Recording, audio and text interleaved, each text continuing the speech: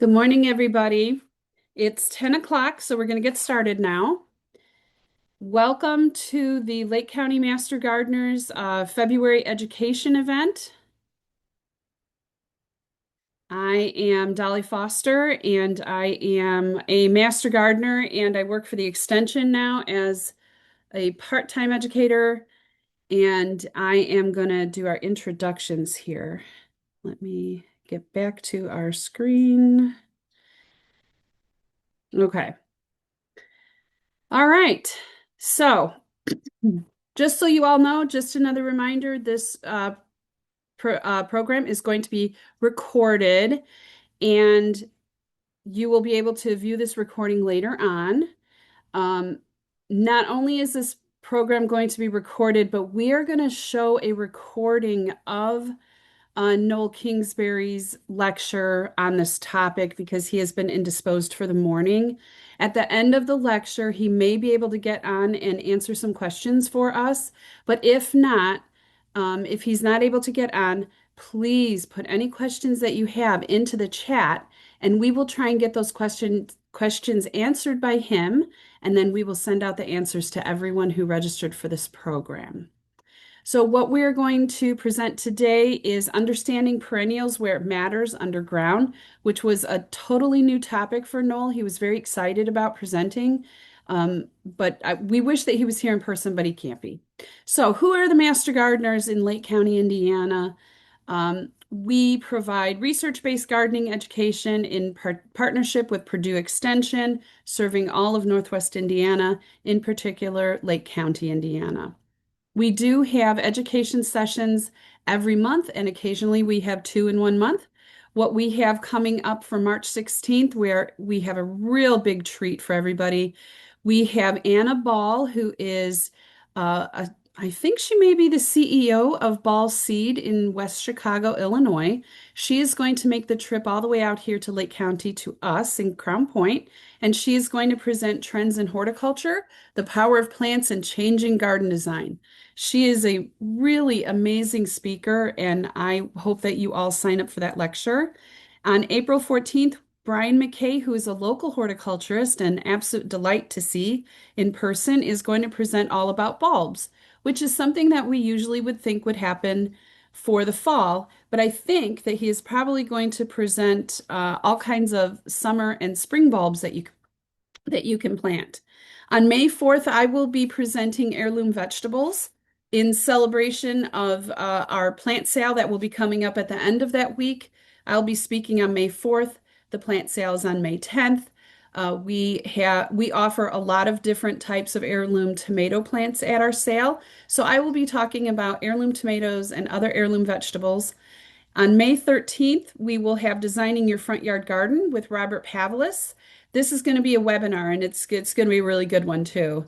He's a very good designer. On June 11th, we have a presentation in person, and that is going to be Shade Gardens with Peter Sheardy.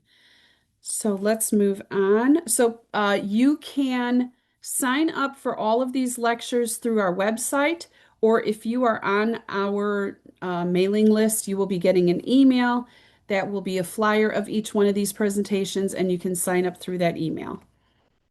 So, LakeCountyMasterGardener.org is our website. There is actually a ton of information about our organization on that website. It's a really well done website with a fantastic calendar. You guys are going to be muted throughout the entire webinar. This is being recorded. Don't forget to put all your questions in the Q&A. If you're interested in becoming a master gardener, you can get a little bit of information about that on our website also. And let's get started. So, Dr. Noel Kingsbury has been professionally active in horticulture since 1986 and is considered a pioneer in naturalistic planting design. He has authored over 25 books and collaborated with renowned designers like Pete Udolph, and his research and teaching have shaped public and private landscaping across the globe. He holds a doctorate in long-term perennial planting and continues to champion ecological approaches to garden design. These pictures down below this are all of his collaborations with other people. He's written, I believe, two or three books with Pete Udolph. So So let's get on with our lecture. I am going to stop sharing, and one of our other master gardeners is going to share Noel's program. You guys enjoy. Thanks, Dolly. I'm going to go ahead and share the presentation from Noel. One second here.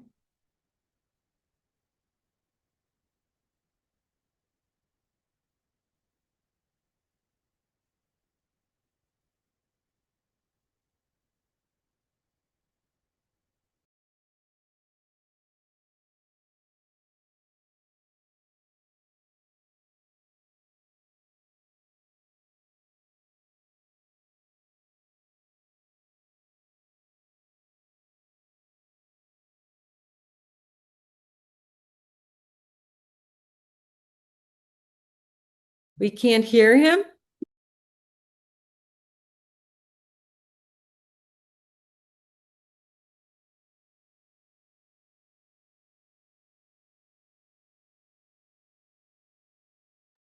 One second. Let me see if I can fix this.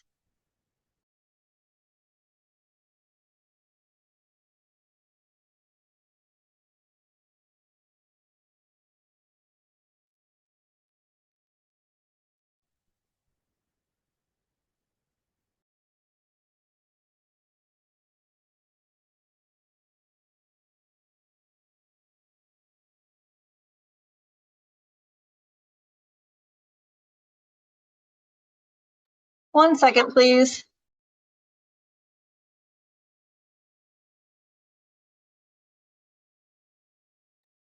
While we are getting that lecture sorted out, one of the things that Pete Udolph and Noel Kingsbury have collaborated on, not only have they collaborated on some books, but if you don't know who Pete Udolph is, he is the man who designed the Lurie Garden downtown. And the Lurie Garden plants, almost 1 million plants, were grown by Roy Diblick up in Wisconsin at Northwind Perennial Farm. So that's a pretty cool fact. Um, Okay, I think we got it fixed. okay, great. Let me know if you can hear this. I'm going to push play. So, welcome to my Here we presentation, go. and Got it. congratulations for choosing what is actually quite a brave subject, because it's about really what we can't see. It's about perennials underground. So I'm starting off with this rather wonderful kind of cartoony image from a chap called Curtis Lubber, who is American but works for the Czech Institute of Botany, and is quite passionate about getting us all digging plants up and seeing what goes on underground, and in fact has a blog that promotes this study of plants. So uh, why are why am I so interested in what goes on underground? Well, when we think about perennials, i.e., herbaceous plants, they die back every winter. And so what we're looking at is actually quite temporary. And so that inevitably raises the question, if they're not there in the winter, where are they? Well, they're obviously underground or perhaps with rhizomes at the soil surface, but basically pretty non-visible. But it does raise this question, what is the core plant? Is it what we look at in the summer, or is it in fact the bit that we can't see? And of course, what is underground is often, or nearly always, the most persistent part of the plant. So that if we really want to understand the perennials we grow, we ought to be paying a bit more attention to what goes on beneath the soil surface. Now, I've always been really interested in growth habits and long-term performance of perennials. And eventually I came around to realizing that to really understand what's going on, I did need to start digging. I've done research on the longevity of perennials, the rate of spread, their tendency to seed, their persistence, all of these things that we can describe as being relevant to the long-term performance of plants. Because particularly if we're working in public spaces or for clients, We want to be able to reassure people that the plants we're working with are going to be there in 5 years' time or even 10 years' time, and that they will be components of a planting where we can reasonably expect to have a good, long, and relatively trouble-free life. And it's something that is, I believe, surprisingly under-researched. And I first got tuned into this on a study I did back in 2008, I think it was, where I was able to survey something like 66 different experienced gardeners, both amateurs and professionals, on a variety of these long-term performance issues, particularly longevity.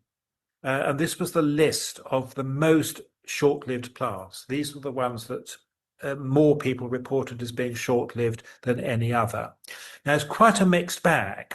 And plants are failing, they're dying young for a variety of reasons. But amongst these, I realized that there were several that in fact were by nature short-lived plants. They're genetically programmed to live a certain period of time and then die. That is their nature. And that's something that the garden literature really tells you very little about. And so for some years, I really focused on this issue of how can we identify these shorter-lived plants.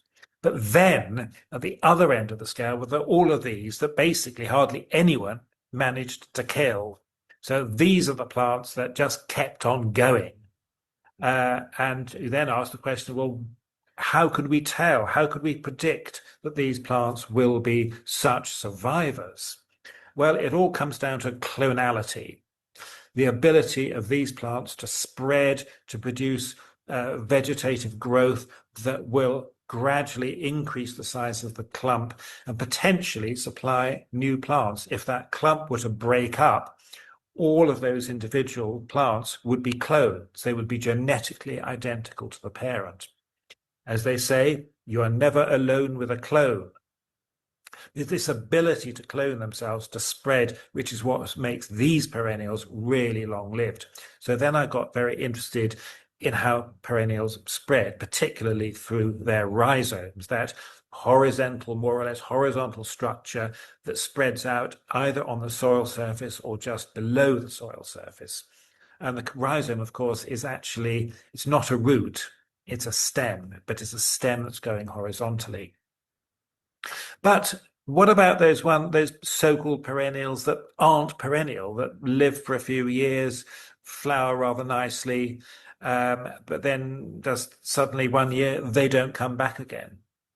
How can we predict that something, then plant we've just bought for the first time, is perhaps short-lived?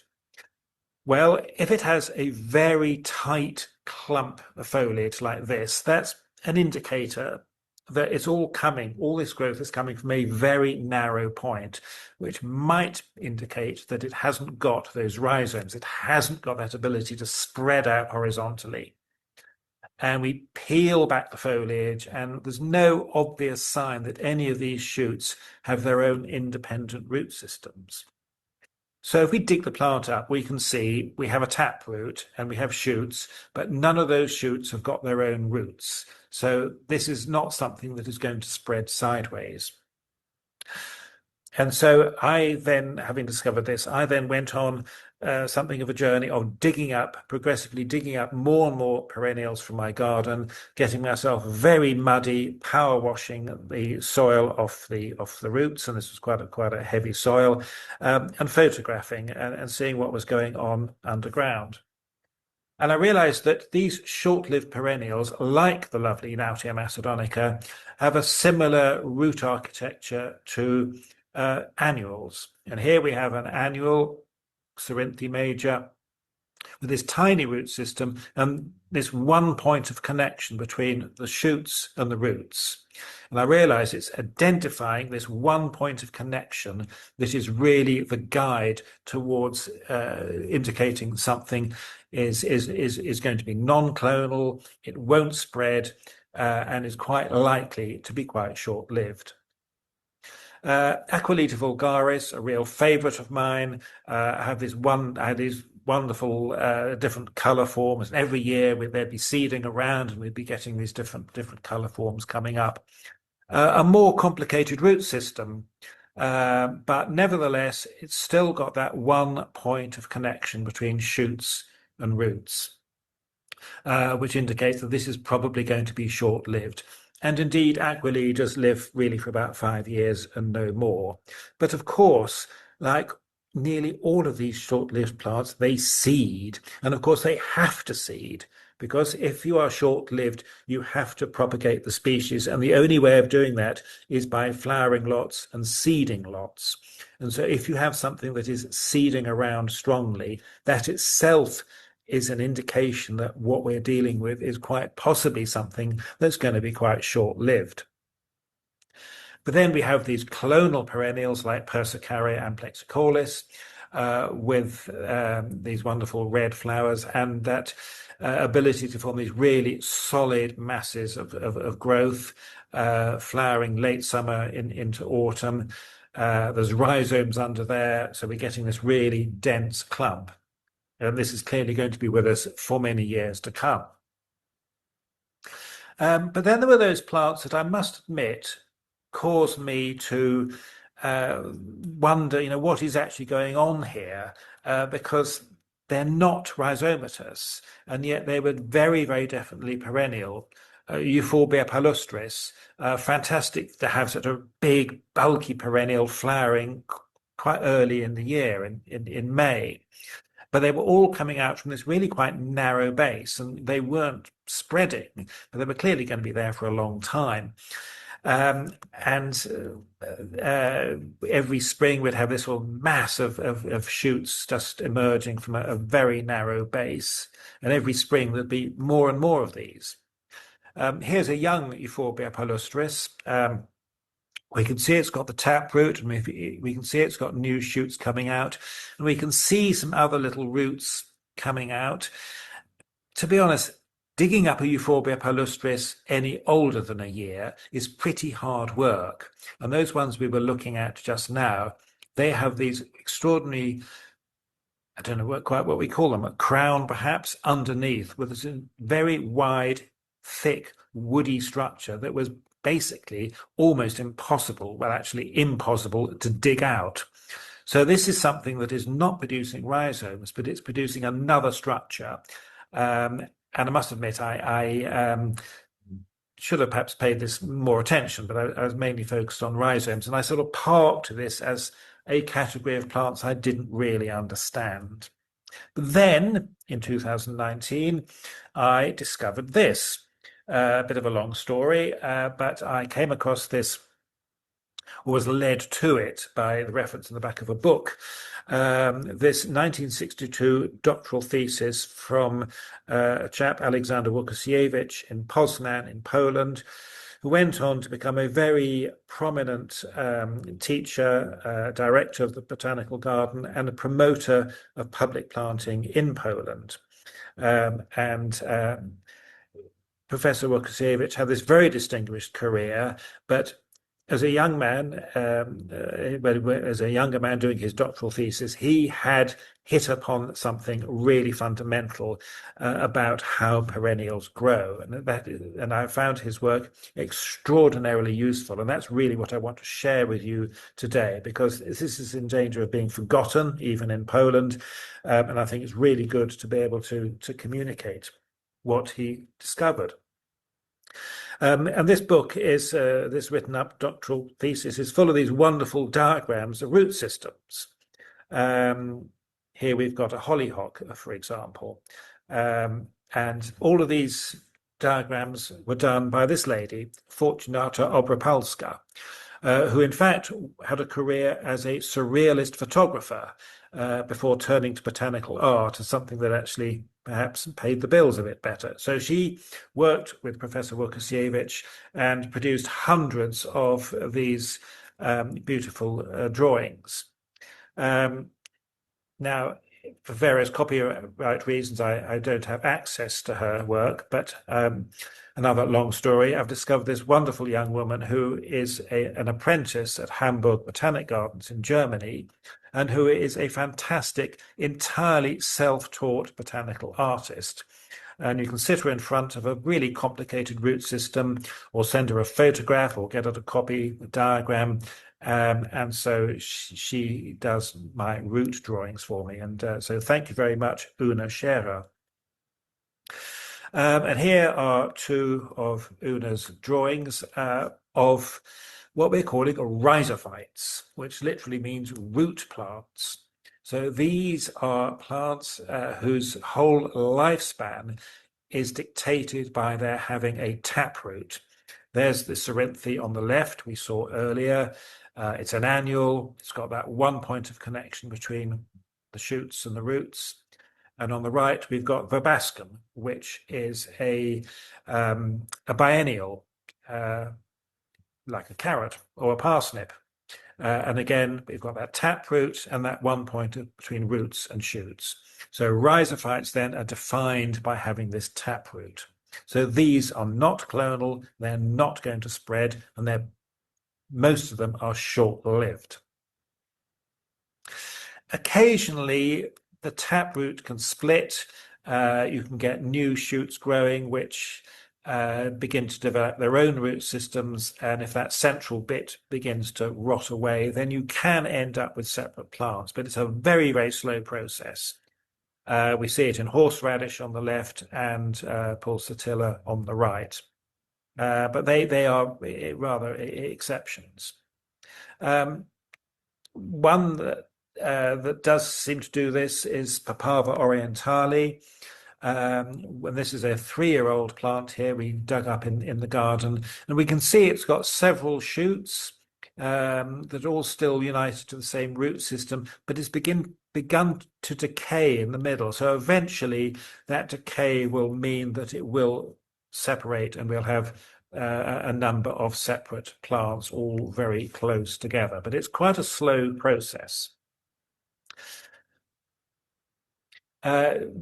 Very often we can tell if something's a rhizophyte, or at least make some sort of prediction without digging it up, because when you're going around other people's gardens, you don't really want to be digging their plants up. Here we've got Asclepias tuberosa. Now notice how all those stems, they go back to this, what is clearly underground, a very narrow base. So that to me is indicating that quite possibly we've got some sort of taproot-like structure under there, that this is probably going to be a rhizophyte. So rhizophytes then, many of them are annuals, or they're biennials, or short-lived perennials. Now, a lot of these are plants of disturbed environments. And disturbed environments strongly favor plants that seed, because something that's being constantly disturbed is offering lots of little seed beds for seeds to grow. And so we tend to have a lot of these shorter-lived plants in unstable environments. Now, a lot of them do very well in dry habitats, because if you think about it, that taproot plunging down is a fantastic way of accessing deep moisture and nutrient resources. So rhizophytes then, disturbed or dry habitats, and completely dependent on seeding for their survival and spread. So what use then in gardens and designed landscapes? Well, they're very useful as temporary plants in the early stages, because they're short-lived, or if you have a planting where you want a certain number of things to be self-sowing to give you that kind of spontaneous look, particularly nice for things like foxgloves or for bascums, then they're very useful. And there are a few that are very persistent and long-term for stressed environments, like the Papaver orientale, but there are not that many of them. Now, rhizocaulophytes are similar, but they've kind of moved on a bit, because what they're doing is they are multiplying their taproots. They're sending out shoots sideways, each one of which is capable of producing its own taproot. So we end up with a very tight clump, or perhaps something like a fairy ring, where you have a clump that is slowly expanding outwards and dying back in the middle. Amsonias are basically rhizocaulophytes, although they are also capable occasionally of sending out a longer rhizome to spread the clump.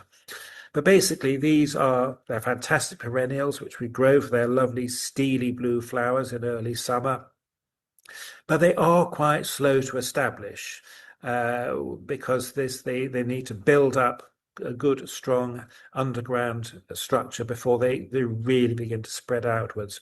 And we can see here we've got this quite a dense clump, but then we've got a couple of younger shoots on the outside, which indicates that this relatively young plant has begun to do what we want it to do, which is to spread outwards and form this nice big clump that'll be a clump of green foliage for the summer and a nice display of those blue flowers. So rhizocaulophyte then slowly spreading out. And now we're going to be following the process. Here is a common little European weed of lawns, Hippocaris radicata, 1-year-old plant, a 2-year-old plant that has already developed several new shoots, each one of which is beginning to develop its own taproot. And by year 3, we are clearly getting a separation, and one can imagine that perhaps next year that separation will break away and we'll have 2 completely separate plants. But so that it is spreading, but really pretty slowly. So rhizocaulophytes then, generally medium to long-lived perennials. They're very often plants of stressed environments because, again, it's those tap roots enabling them to go down a nice long way, accessing moisture during dry periods and deep supplies of nutrients. And again, they can't spread vegetatively very well, so dependent on seeding for their survival and spread. Now, of course, because most of them are reasonably long-lived, we can make great use of them in gardens. And indeed, there are some that are very useful, very persistent and long-term plants for stressful conditions, making for a stable, permanent presence. So they're not spreading particularly strongly, so they have this great stability about them. Now, while we're talking about these, I want to talk about a sort of subset, which are those perennials that are long-lived but slow to establish. So they're clonal plants, but if you recall talking about the Amsonia, I mentioned how it is one of those things that takes quite a few years to settle down, and we have to have patience if we're planting them. The absolute classic here are Japanese anemones. You buy one in well, we would buy it in a 3-litre pot, about 6-7 inches across, plant it, and it sits there for a number of years. And after 3 years, a lot of people look at it and say, well, this plant is not happy. It's not spreading. It's not got any bigger. So they think maybe let's move it. Let's transplant it somewhere where it might be happier. And when they sink the spade into the ground and try to dig it up, they realize what's going on. The Japanese anemone has not been wasting its time. It's been growing a pretty impressive root system. And indeed, if you were to dig out your Japanese anemone and replant it, each one of those little broken roots in the soil may well regenerate into a new plant.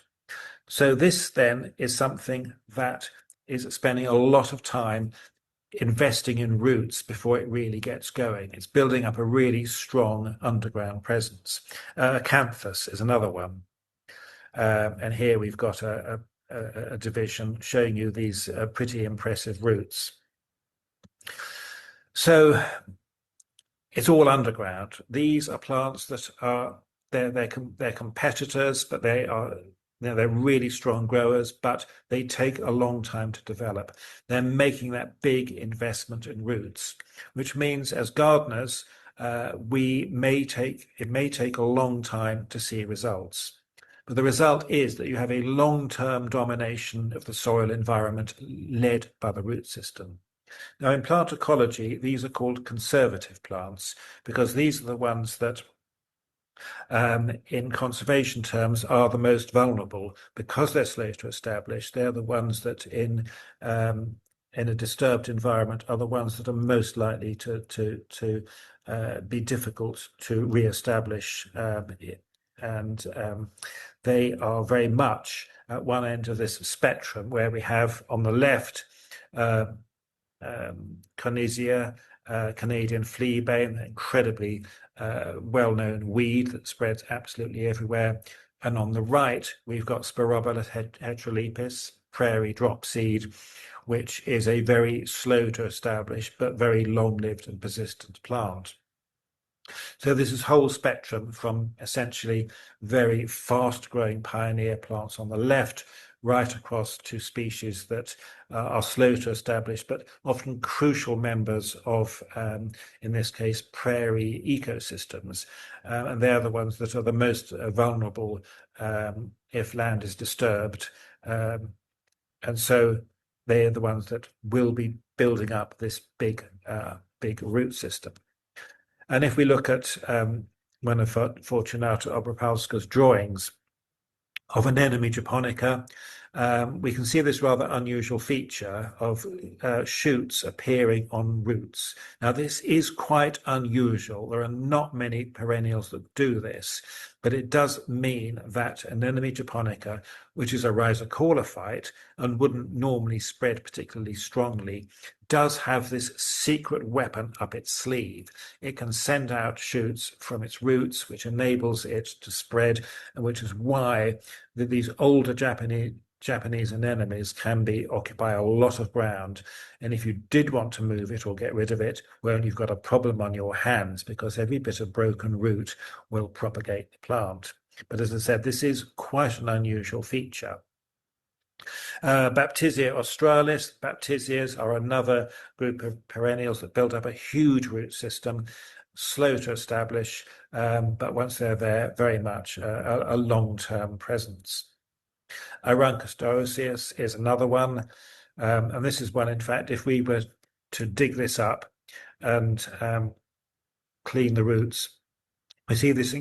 The first thing we notice is this incredibly dense network of roots. This is a plant that is clearly dominating its soil environment. Saw it in half, and you realize that it's actually almost like a herbaceous shrub. It's a very, very kind of woody crown, spreading very slowly, but with this powerful root system, and quite a lot of top growth. So a competitive plant, but not something that's going to spread particularly strongly. There are those gentians are a good example, which take quite a few years to settle down. During that time, they're very vulnerable as young plants, but once they're established, they will live for many years and provide impressive displays of flowers. Hemerocalis, certainly my experience is that they take a few years to settle down, spread quite slowly, but again, we've got this really big underground presence. Roots, which a lot of these are nutrient-storing tuberous roots. Veronicastum virginicum, another rhizocaulophyte, not producing many shoots, narrow base, but look at that root system. It took me ages to clean that. And that shows you just how much this plant will dominate its underground environment, making it a long-lived competitive plant. And here, actually, this is in Pete Aldorf's garden. We've got Veronicastum virginicum, quite an old plant, and we can see not many shoots, and they're slowly spreading out, but we can imagine underneath there's this enormous root system. Now, the equivalent for grasses are cespitous grasses, otherwise known as bunch grasses. And bunch grasses really sums up what they're about, which is this very narrow base and this kind of firework of stems that shoot out. But you extrapolate all those stems back, and you realize that the base is really very narrow. So these are not spreading. They're the complete opposite of turf grasses or sod-forming grasses. And here we've got Spirobolus heterolepis in the front, Deschampsia cespitosa at the back, both of them forming these very tight clumps, but there are multiples here, and so we get this this particular effect of the seed heads. What these are doing is they're setting up a closed nutrient cycle. So as their older foliage dies, lands on the ground, decays, those nutrients then go down to feed the roots, and it's quite an extensive root system. So what the plant is doing, it's endlessly recycling nutrients from its old foliage. So it is a useful trick in nutrient-poor landscapes. Now we move on to a completely different model of growth, caulifites, which literally means stem plants. So these have dispensed with the taproot, and they dispense with that taproot when they're very young, and instead they have this, which is actually a completely new invention in evolutionary terms. They've got a rhizome, they've got a horizontal stem that is spreading the plant sideways. So this is a completely different way of enabling a plant to grow and spread, and is really quite revolutionary in ecological terms. And of course, the majority of the perennials we grow are rhizomatous. They are caulifites. And these, of course, are the ones that are very easy to divide. You know, stick a spade in, dig a spadeful out, plant it somewhere else, off it goes. Woodbeckia fulgida, nice example, something that is spreading quite strongly. The geraniums, we make huge use of geraniums, and it's worth spending some time looking at, what makes these such effective garden plants. So here we've got one, we've cleaned the roots, and we've got this multiplicity of growth points. This is clearly a plant that is spreading out strongly. It's going to clone itself nicely. And we can imagine a rhizome setting off and branching again and branching again.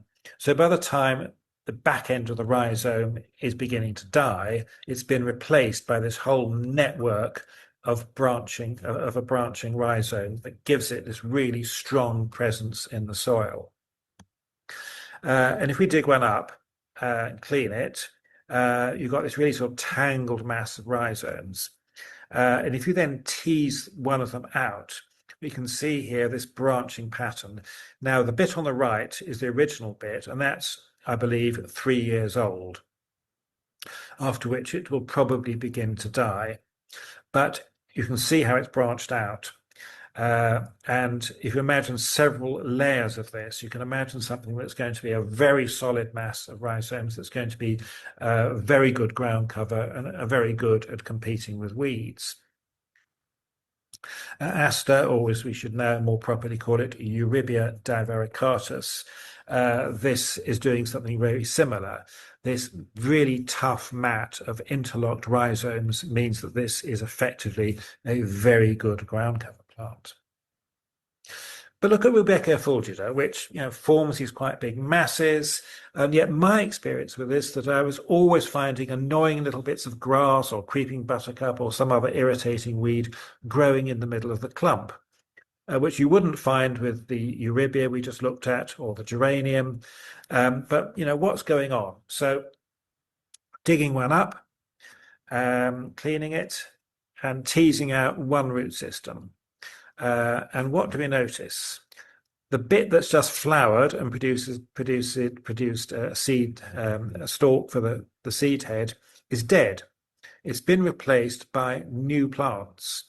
So in other words, each one of these shoots is actually only an annual, which means that although it's forming a fairly steadily spreading, fairly vigorous clump, it hasn't got the strength, it hasn't got the integration of those perennials that have long-lived rhizomes. So it's a much weaker clump, which means it's dominating the soil much less successfully, which means it's much more vulnerable to weed incursion. Compare that with the geranium, and we can appreciate the difference. So rhizomatous perennials, then, they're constantly spreading, which means that with time you can get these wonderfully meshed combinations. Here we've got a persicaria and a geranium and a liriope all growing. The ground is thoroughly occupied, not much room for weeds to grow, and we've got plants that do seem to be in some sort of reasonably happy coexistence. And sometimes you can build up sort of wonderful textural effects with foliage, where you get several clonal plants together, all meshing together. Here we've got an Artemisia ludoviciana, we've got Euphorbia sapericeus, we've got a Pagenia, we've got all sorts. Ground completely occupied, this whole complex tapestry, which will, of course, will be changing constantly, and it may be that in time one of these species will dominate, but in a poorer soil, probably not. So what about persistence? By which I mean, how effectively does a clonal plant actually occupy the ground? We saw geranium here clearly doing that very well, Eurybia doing it really well, the Rudbeckia a bit less well. So imagine most perennials, most rhizomatous perennials, you get this clump that's just getting steadily bigger. But then sometimes, if you have these annual shoots, the clump can spread, but it will actually break up. So instead of one big unified clump, you've got a whole lot of either individuals or smaller clumps, which inherently makes it a much less strong clump. If you think about it, if you've got a shoot, a young rhizome from an integrated system, and it hits either another plant, a patch of bad soil, or physical obstruction like a stone, it can continue to grow because it's got the resources of the parent rhizomatous system to keep going. But if it can't draw on those resources and it hits an obstruction, a patch of bad soil, or another plant, it's more likely to fail because it can't. It's only got its own resources. It can't draw on the resources of the parent. We tend to find this with Monarda, where you have rhizomes that spread out quite quickly, but they're only annual rhizomes. Each one of them is quite small. It's independent. It's got to survive on its own in a tough world, and so a lot of them will inevitably die. Achillea, some of these Achillea hybrids of these wonderful flowers in different shades that fade as they age. They present us with a similar problem. Particularly on heavier soils, you seem to lose a lot of these young shoots, and the plant dies out. So, caulephytes, long-lived clonal perennials. Now, these are plants of high resource environments. They tend to be rapid growers. They're competitors. Their life is all about dominating horizontal space. So they are seeking to spread out sideways as vigorously as possible to compete with their neighbors. Now, because they can spread vegetatively, because they can clone themselves, their seeding is much less vital for their survival and spread. So these are plants that are much less likely to seed themselves. But as we've seen, their longevity and the pattern of their rhizomes varies enormously. And understanding these plant rhizomes is crucial to understanding how this really fundamentally useful group of perennials grows. So for our purposes, they are really good as permanent long-term plantings. These make up the bulk of most of our perennial plantings. Now, one of their great advantages, because they're rhizomatous, they're self-repairing. So if there's damage, if part of the plant dies back, or it's been in a vulnerable public situation and someone's driven over it or ridden a mountain bike across it or dogs dug a bit up, then they have the capacity to grow back, to self-repair. And of course, they are pretty low maintenance. They can look after themselves, they can spread, and they're pretty good very often at suppressing weeds.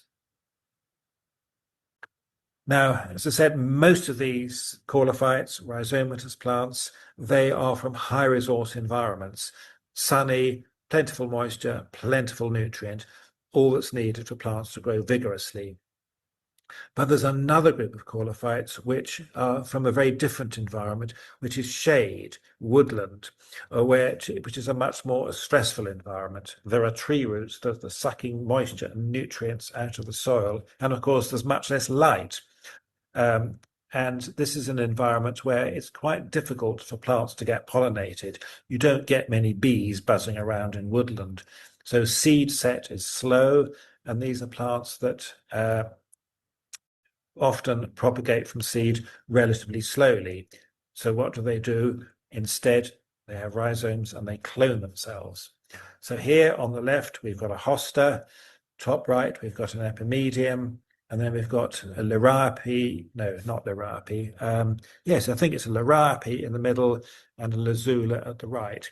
So uh, these are all woodland plants. They're all at some level or another spreading on the woodland floor.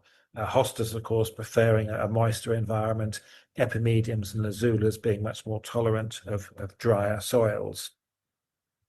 So these are woodland caurophytes. So long-lived clonal perennials, very often very long-lived. They're plants of low resource environments.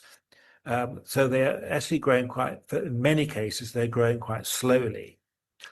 What they have to endure is competition from tree roots.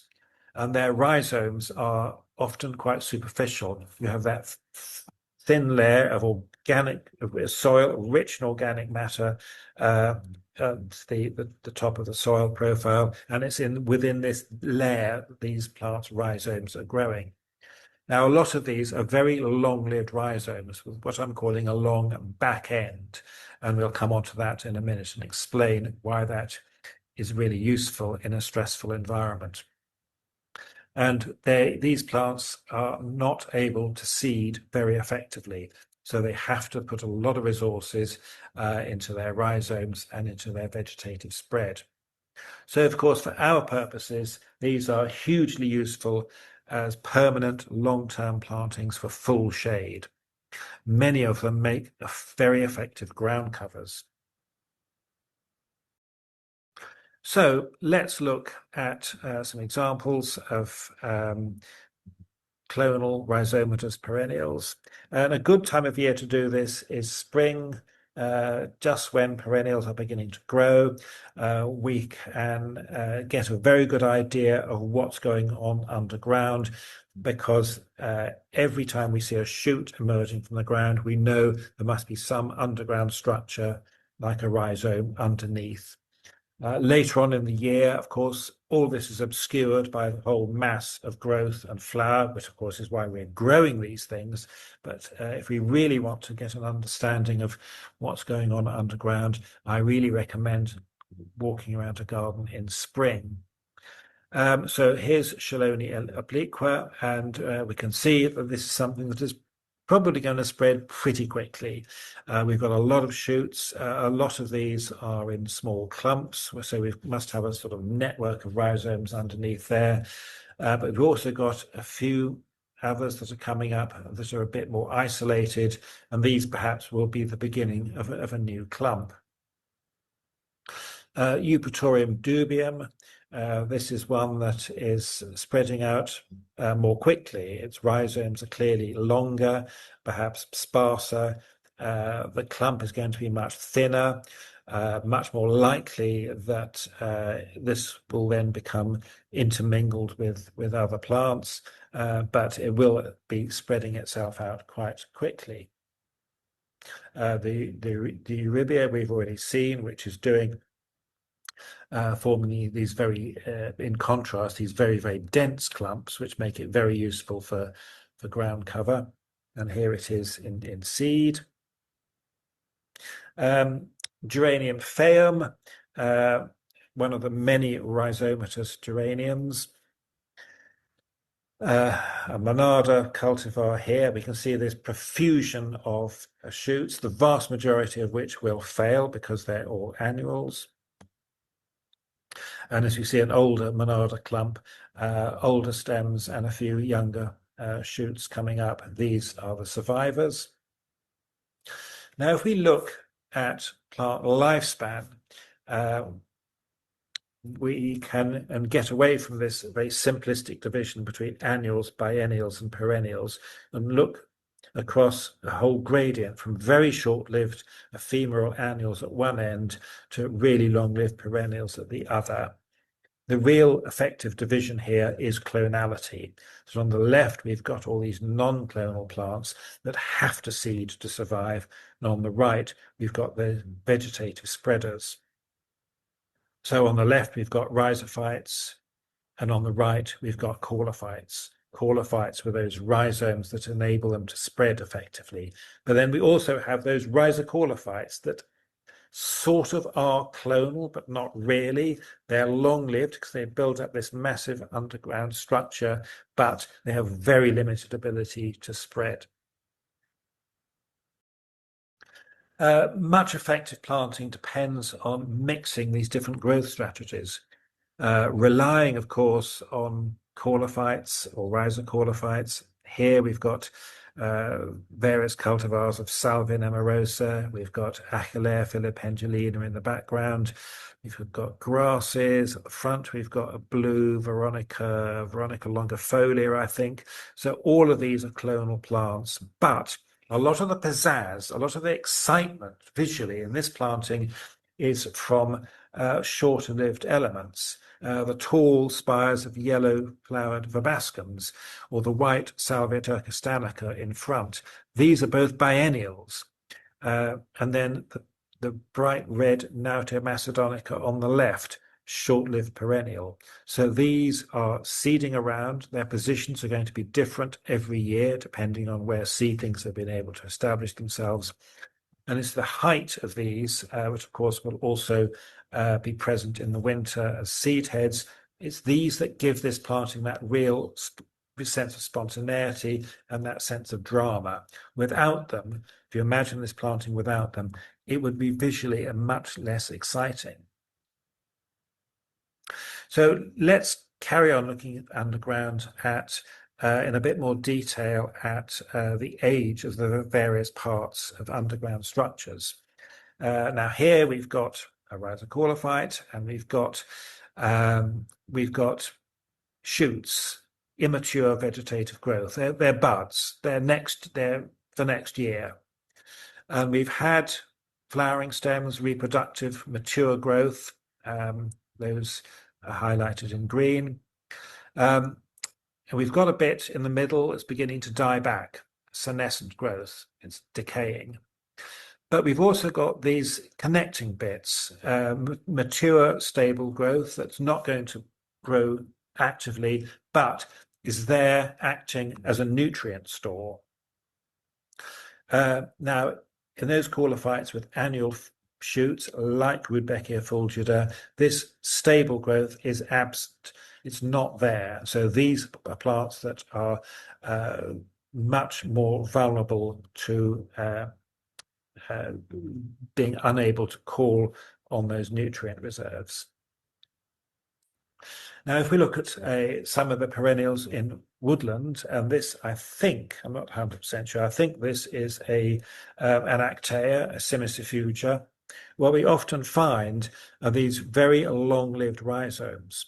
We've got a limited amount of new growth, and we have rhizomes that may be up to 20 years old. So that's stable, mature growth, highlighted with the orange ring.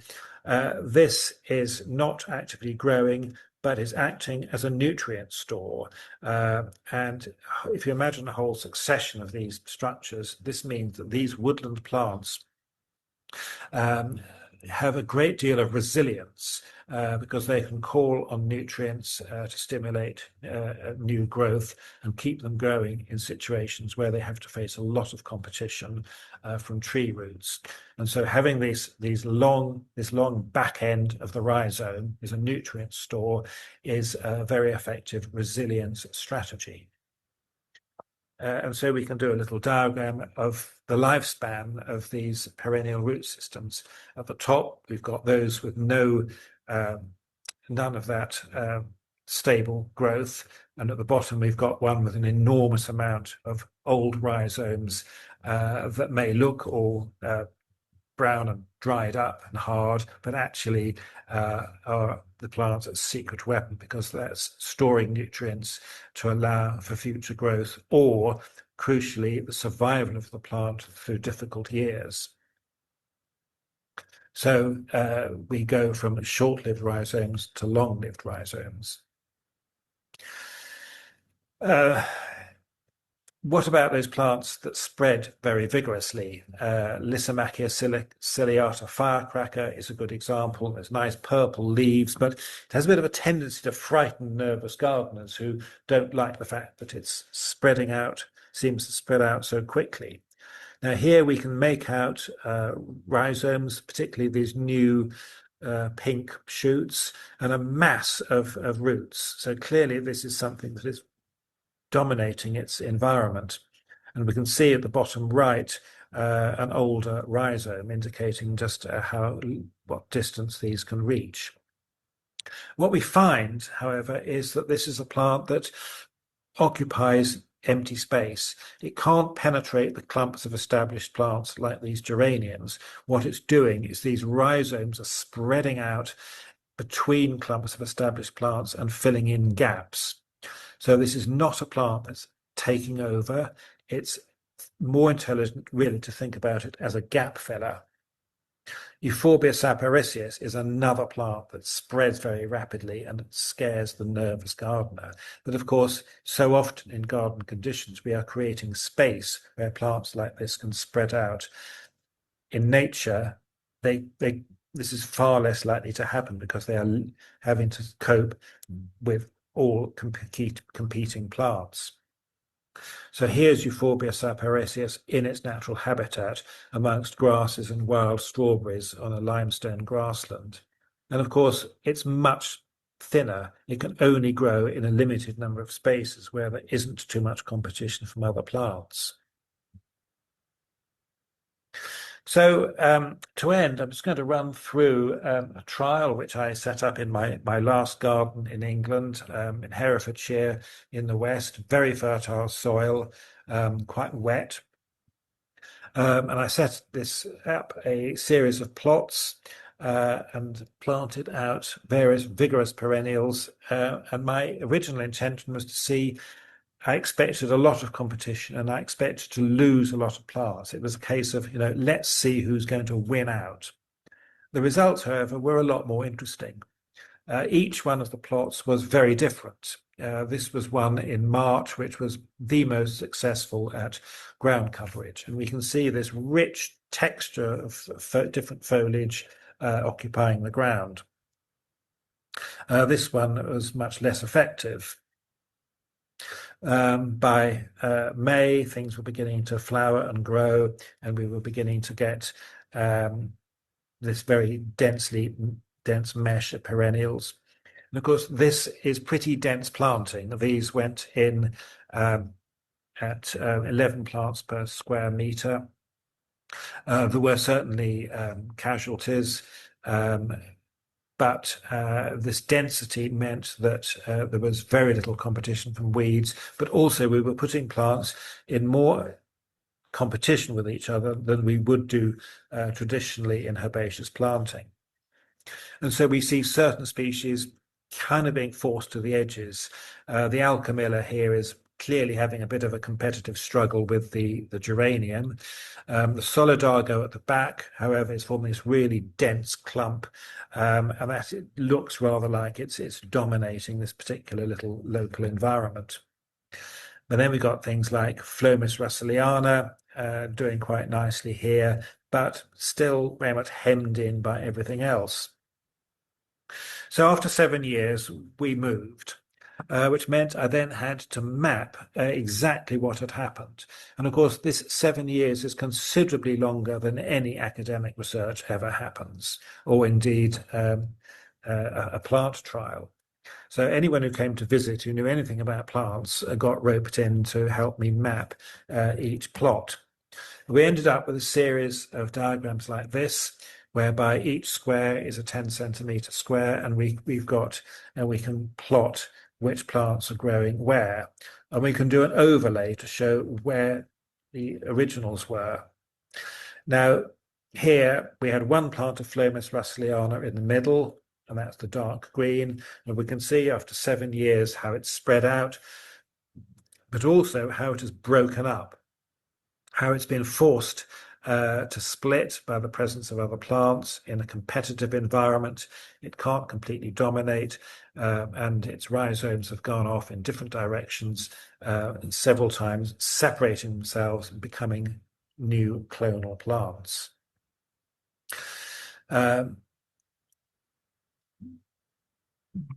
the message I got out of this was that these plants were not actually eliminating each other. We certainly had losses, particularly more slow growing or plants, such as Hemerocalis and some of the grasses, which are slow to establish. We did lose them because they lost out to the competition of the stronger growers. But amongst all these strong growers, we did seem to be establishing some sort of balance. And I think that balance was to do with different growth strategies. If you look at the yellow here, 2 clumps of Solidago rugosa. These are plants with very short rhizomes that form these very dense clumps that are very difficult for other plants to penetrate. The dark blue Geranium phaeum and the dark green Phlomis russelliana have longer rhizomes. They're spreading more quickly, which means they can respond more to the environment. It makes them more effective gap fillers. They can squeeze in between other plants, perhaps quite quickly losing contact with the parent plant, cloning themselves. And so we have this, they have instead a gap filling strategy. And yeah, I just found it fascinating to look through all these different combinations that resulted from almost the same plant mix in identical soil and light conditions.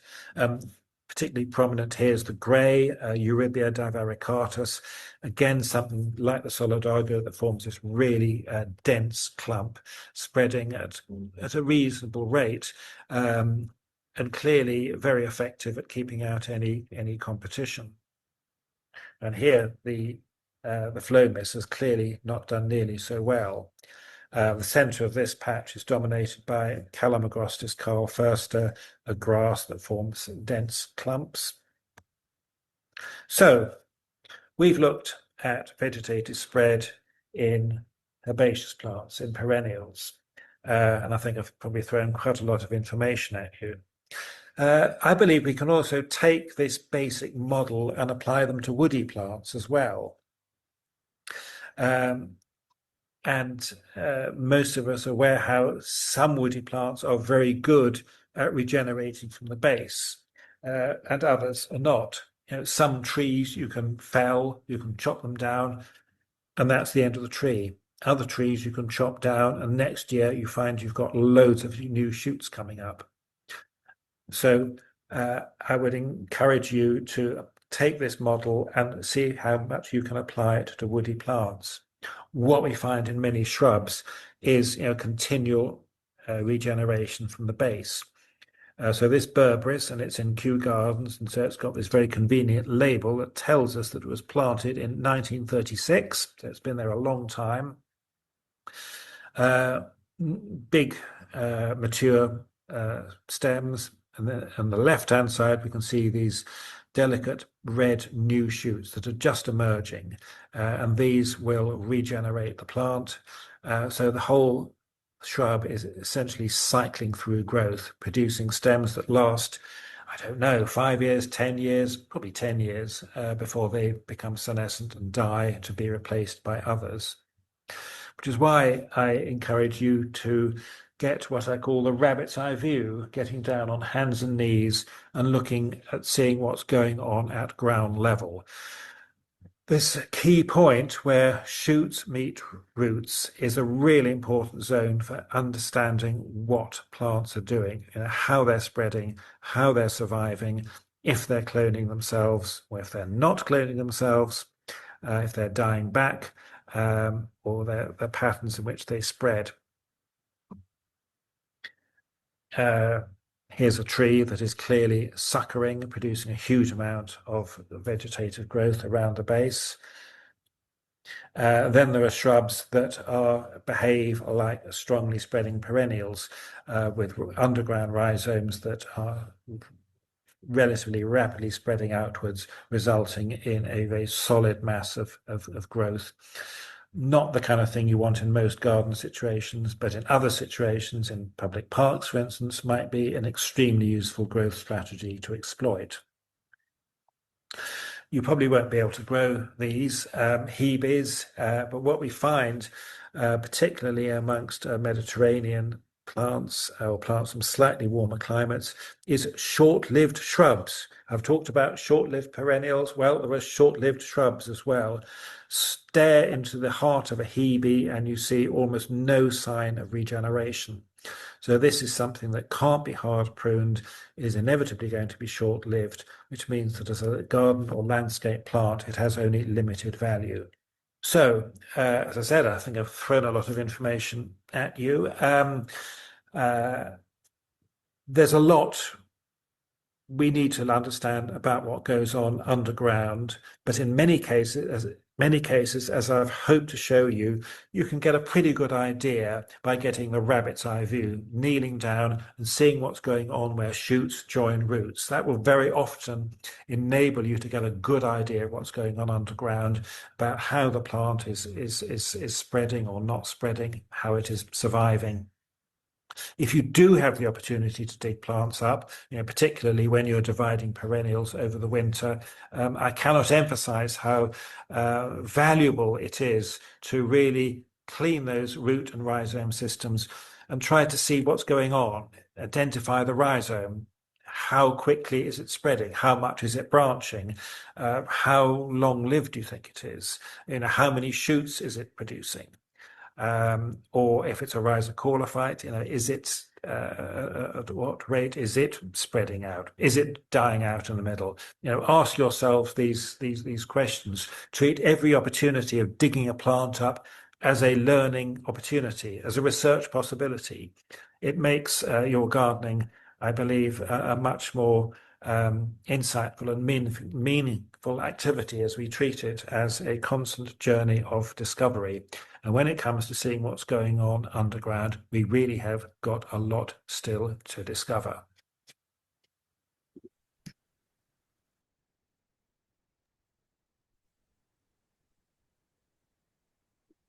Thank you, Dr. Kingsbury. Hello. I see that you're on. Thank you so much. That presentation was fantastic. Thank you. Thank you. Is there any questions from anyone out there? Anybody want to turn their microphone on and ask a question? Hi, Dolly. I will. About the invasives like that campanula with the Yeah, yeah. carrots and the rhizomes. And so Mm. it's got the taproot and then it's got the rhizomes and its seeds. It's a nuisance. So, Yeah. any thoughts of that from your own perspective? Well, I mean, my experience with these plants that have these either very long rhizomes or that send up shoots from roots.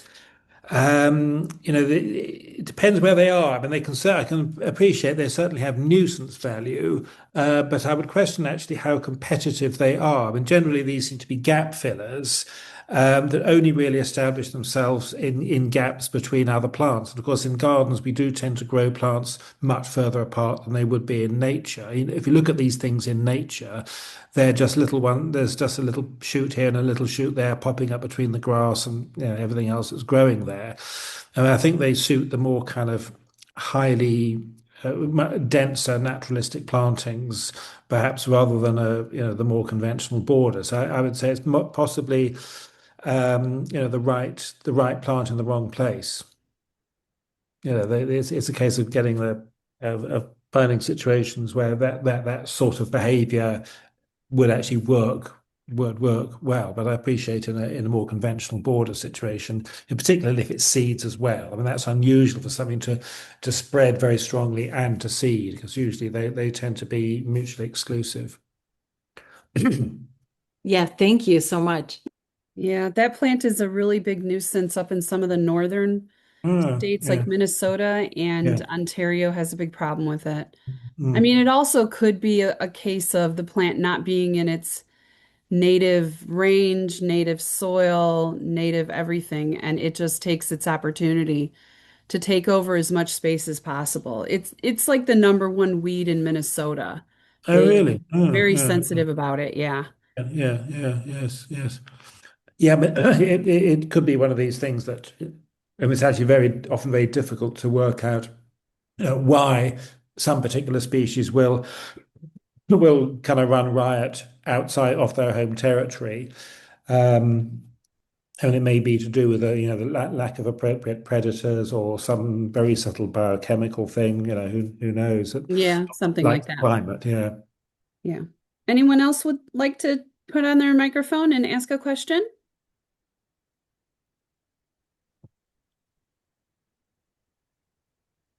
Wow. Okay. Anyone want to open up their microphone and have a comment? Everything that he has shared has been absolutely wonderful. And I have learned so much today, and I really appreciate his presentation. Thank you. Thank you. Thanks, Janice. I would just flag up, I'm writing it in the chat. Perennialdirectory.org. It's a website I've got where a lot of this information it's up there. At the Oh, moment, it's that's free. amazing. Eventually, we'll move to a subscriber model, of, when I've done other things to it. But no, a lot of what I've been talking about is actually on that website. That's very cool. I think it's fascinating that there is more to plants than just the three type model of annual, Mm. biennial, and perennial. I think I always knew that there was something else out there, how the plants are spreading. It's a little bit different for every species, but I don't think I ever really put a whole lot of thought into it. So this was very, very good. Let's see. Yeah, All right. thank you. Thank you. A lot of work went into this presentation. I thank you for your research. That's excellent. Thank you. I think Dr. Kingsbury froze up. Oh no. Oh no. Well, let's wait. Let's pause a second and see if he comes back on. And if he It does, was really good, just from a different perspective right? of being underground. I thought it was excellent. Yeah. Yeah. Oh, he just jumped off. He might have lost his internet connection. Any other comments though? Like Diane really had some good comments about that creeping bellflower. It's a really bad plant, but I think it's interesting that it's not invasive in Europe because that's where it comes from. So I don't know if it's just opportunistic here. Maybe we should all start eating the carrots from it. I know. I think that would be that would be the model, the business model. Well, I think it's because it's so you think learning the root structure, you first you pull it and you think it's okay, I got it because it's Right. all these little roots at the top. And then you realize you broke off the carrot, which goes way deeper, and then there's more carrots that go branch off beyond it. So at least he gave a name to it, Right. which you've heard my struggles and I stories. have. I And have. it was a favorite plant for my grandfather. So, Right. for many years it did behave decently in the yard and then it took off. So, And I think I do have the same thing, but you know how he was talking about having all the competition? yeah, I maybe think that's the only reason why it hasn't the made its gap, move in my garden. I've got like two small areas of it. the gap fillers is a really Yeah. good concept, I thought as well. Yeah. Yeah, I thought it was interesting when he was talking about that purple loosestrife, the purple leaf loosestrife, because I have kind of wanted to try it, but I'm terrified of putting a loosestrife in my yard. I had one at one time and it really started to spread pretty quick, so I took it out. So I think that's really fantastic. I mean, those of you who were in any of my perennial presentations and programs in Master Gardener class, you know that I say the closer you put your plants together and let them spread, they will take up more root space, and that root space will prevent weed seeds from germinating. So he was right on the money there, or at least I'm right on the money of understanding that from a very professional plant scientist. So that is very validating for me. So I hope you guys all enjoyed this. I think we're going to close this out now. Thank you Kristen, so do you have much, anything? Dolly. I You're don't have welcome. anything. I think he answered everything in the chat I too. think he did. He did. Perennialdirectory.org, everyone. Perennialdirectory.org. Thank you all for joining I'm gonna us. go out. I'm gonna go out and take a lot closer look at my perennials and start figuring out which ones do what. There you go. This was so fascinating. So I'm so glad that he was able to do this for us. So if you guys email him, I please. thought his experiment of like watching how the plants move around. So he planted all those squares the same with the same mix, or did he planted them in different squares and then they all moved around? I think I he planted. don't know. I have to watch this again. I have I to think watch this again to really absorb it. But I think it might have been he different squares of planted the same different plants. squares and then they all moved, which is we all know our plants have legs, right? So this validated it. Yeah, yeah, Cool. absolutely. Very cool. Thank you, Absolutely. Dolly. You're Thank you, welcome. Well, Kristen. don't forget about our March 16th program, and anyone on here that is looking for more education. Rebecca Cates and I are going to be doing more education at the Extension office, and our calendar of events is at the Lake County Extension webpage.